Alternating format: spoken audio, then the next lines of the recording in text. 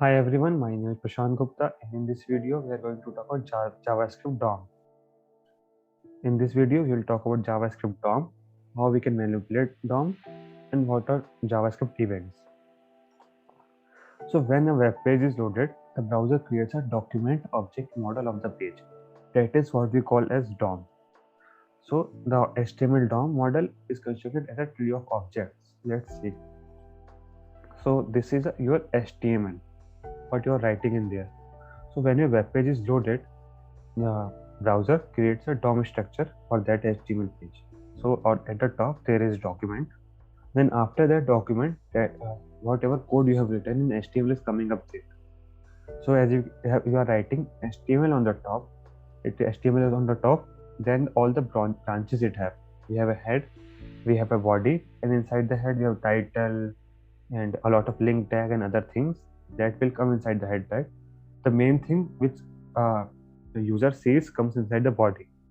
Body tree is also defined in multiple ways. You are writing a div tag, a p tag, a ul tag, and inside a p tag you are writing a text.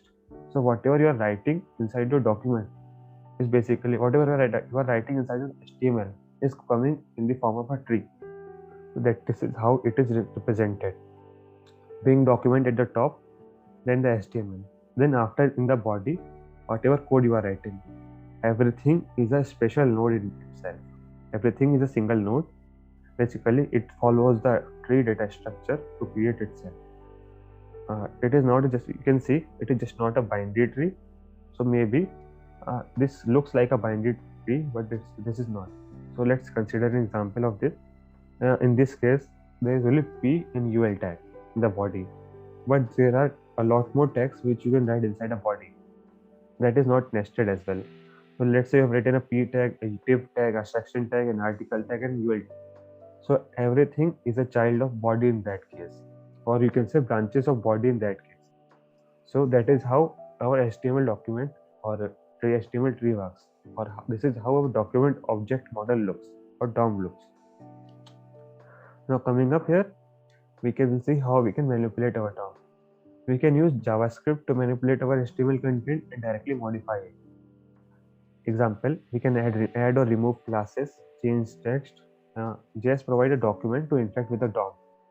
We can use document object to methods to manipulate DOM. Okay, let's see what does this mean. This doesn't make any sense until unless we are going to practice this on our VS Code. So let me open a VS Code and you will see.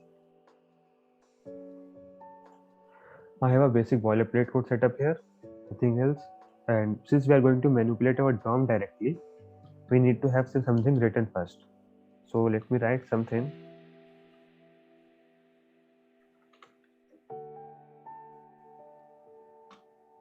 So I have written an h1 with the ID heading. So let's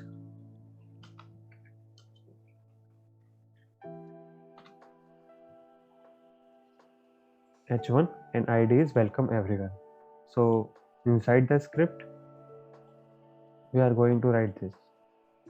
So let's understand. Let's open this with our live server first, and we will see the changes. Welcome everyone is coming up here. So this is working fine. Now I have talked about something called document object with JavaScript provides us, which is coming from the window. So let's console that out first, and we will talk about it. This is a document object which I am talking about. Let's see what it has.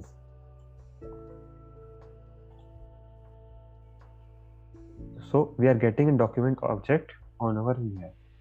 So as you can see, what we have seen in the tree, it is the same thing. We have a head tag and then the body tag. Then after that, we have an h1 script because we don't have much in our body. So this is how it looks. Now let's understand how we can leverage this document model to our use.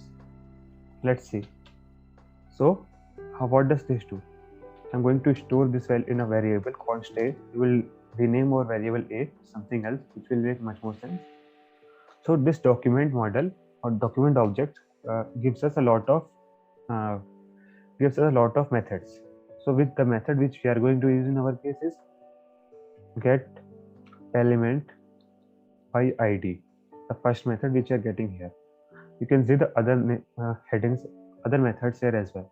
You can get an element by tag name, by class name, whatever you are doing, but let's get it by element first. So we have to mention the ID which you have given. The ID which I have given here is the heading. Okay, now we are getting an, let's rename this to our h1 heading, because that's what we have done there. Now instead of printing the document, let's print this h1 heading.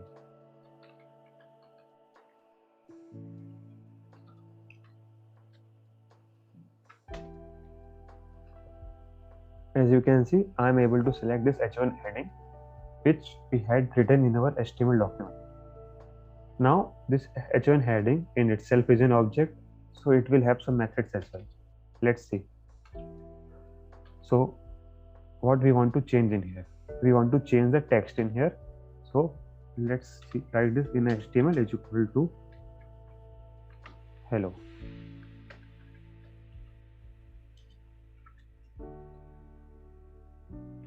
As you can see, I'm directly able to change my HTML from the JavaScript. You can write anything in here, whatever you want. You can directly manipulate JavaScript. You can directly manipulate HTML from JavaScript. Since I want to write welcome to Ateneo here, I have written directly from here only. You might wonder what all other things which h1 heading has to offer. Let's see. You can change the inner text as well. Let's try that as well.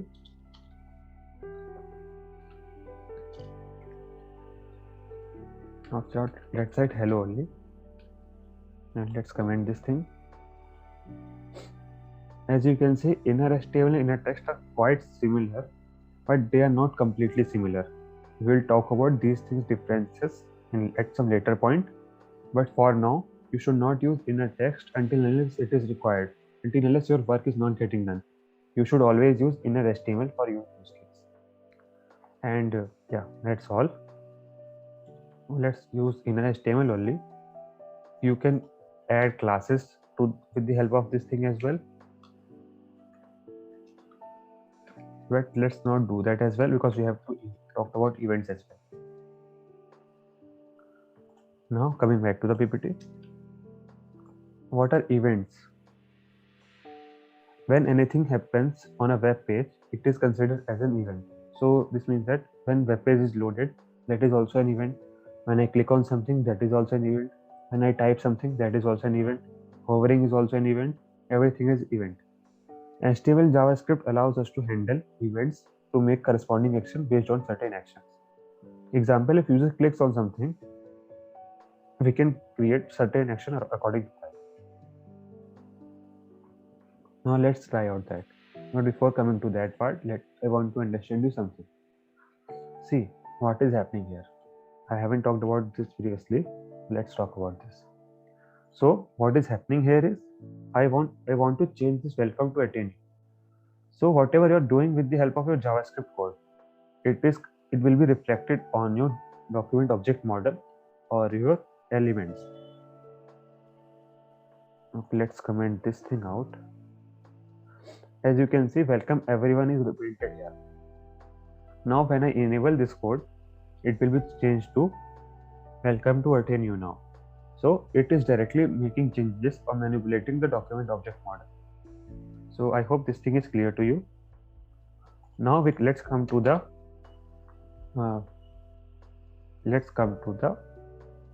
events. I want to add an event to this heading only. Now let's add an event to this h1 heading. H1 heading. Now syntax for is h1 heading has a lot of methods, as you know. The one method which you want to interact with is add event listener. Now let's understand which method we want to use. Let's call this method is hover, or let's not use method on this thing. Let's create a separate button for our use case. In that way it will be much more understandable. Let's give an ID as well. So this is why we need ID, so that we can completely take an element or basically uniquely identify an element.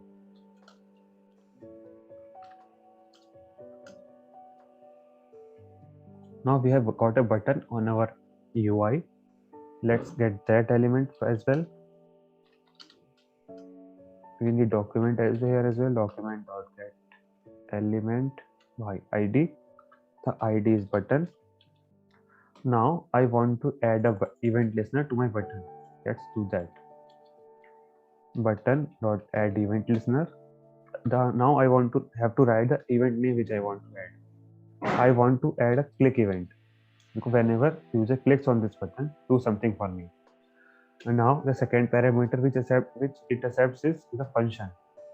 Now let's write that function.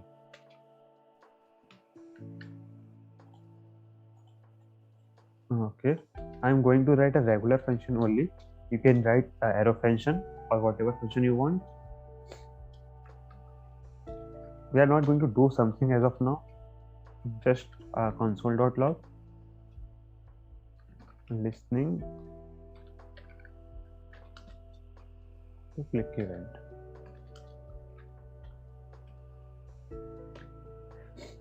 Now we have to pass this function as a second parameter. Now what will happen now when I click on this button click me, it should print the listening to click event on the console. Let's see. Let's delete the previous things and console.log as well. Okay, now let's click on this. So when I click on this button, it is doing something. As of now, it is only consoling me out something. But in future, if you want to perform some action, you can do that as well. So let's say I want to change this H1 thing when I click on this button. Now, when I click on this button, what will happen is it will print something on the console that is listening to the click event. And apart from that, it will manipulate the DOM as well. It will change this text. Let's see. Now, when I click on this button, it has changed the things. It has printed something. It has changed the text for me as well. So that is one thing or one use case which you can leverage. Or basically, that is how event works. There is one more event which you call as hover. There are a lot of events actually. We are not going to talk about all of them. Let's talk about one more event. Or let's talk about H1 heading. Not add event listener. We are going to talk about hover event in our case. And let me copy this function only. We will do something else. Listening to hover event. Let's call it function fn2. Let's call it I am hovered. Now let me pass f2 here.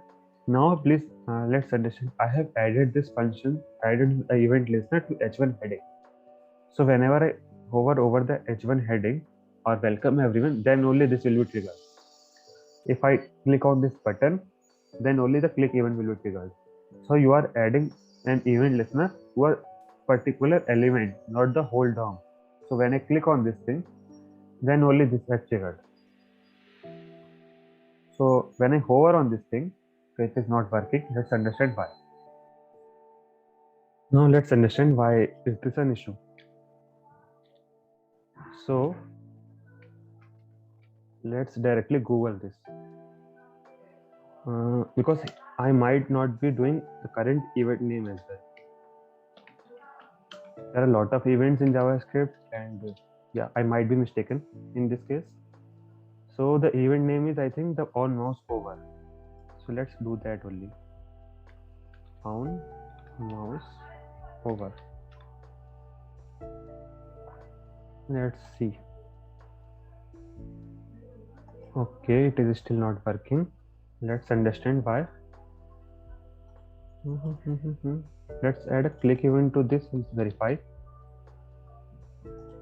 So it is working on click, but I think the syntax is incorrect, which I have provided. Let me find the correct one. I have checked it. The correct syntax here is mouse over, not on mouse over. So in this case, when I hover on this welcome everyone, this should work. So as you can see, when I hover on this thing, it is working fine. So let's coming back to the PPT. Let's see what we have talked about. We have talked about JavaScript DOM, how DOM structure looks.